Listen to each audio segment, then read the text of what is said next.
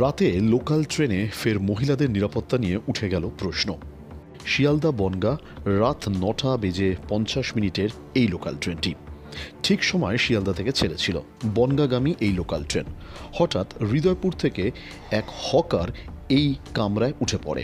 মদ্যপ অবস্থায় ওই হকার ছিল বলে মহিলাদের অভিযোগ। স্বাভাবিকভাবেই মহিলারা এই অভিযোগ জানাতে চায় জিআরপিএফের কাছে, কিন্তু দুর্ভাগ্যবশত ওই কামরায় ওই সময় কোনো জিআরপিএফ কিংবা কোনো নিরাপত্তা রক্ষীই ছিল না।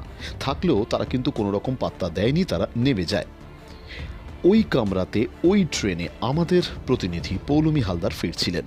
তার পাঠানো ছবি থেকেই আমরা এই প্রতিবেদনটি আপনাদের সামনে তুলে ধরলাম। হৃদয়পুর থেকে ওঠে এই হকার এবং তারপরে দেখুন কি অভব্য আচরণ করছে। এই ছবি বারবার আমরা তুলে ধরছি আপনাদের সামনে। পরে হাবড়া স্টেশনে ওই হকারকে নামিয়ে দেন মহিলারা এবং লোকাল পুলিশের হাতে বা জিআরপিএফের হাতে তাকে তুলে দেওয়া হয়। উঠল আবারও প্রশ্ন, যখন গোটা দেশে মহিলাদের নিরাপত্তা নিয়ে নানান পরিকল্পনার কথা, নানান অনলাইন ফোনের কথা বলছে কেন্দ্রীয় সরকার, তখন কিন্তু লোকাল ট্রেনে বারবার এই ছবি আমাদের দেখতে হচ্ছে। মহিলাদের নিরাপত্তা নিয়ে প্রশ্ন। রাত 9:50 শিয়ালদা থেকে বনগাঁয় এই ঘটনা আবারও কিন্তু আমাদের চোখে আঙুল দিয়ে দেখিয়ে দিল মহিলাদের নিরাপত্তা কোথায়।